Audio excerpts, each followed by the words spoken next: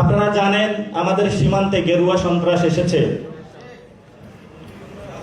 এই জন্য হলো গেরুয়া সন্ত্রাস মোকাবিলায় বাংলাদেশের ফরেন পলিসি থেকে শুরু করে নতুন করে সবকিছু আমাদেরকে সাজাতে হবে।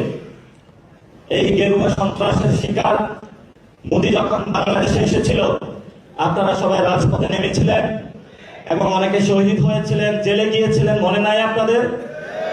সেই ভাইয়ের কথা যদি মনে থাকে, রক্তের উপরে দাঁড়িয়ে হলেও যদি বাংলাদেশে কোনো গেরুয়া সন্ত্রাসের একটু ছিটে ফোটা আসার চেষ্টা করা হয়, আমরা রক্ত দিয়ে ইনশাআল্লাহ প্রতিরোধ করব তাদেরকে।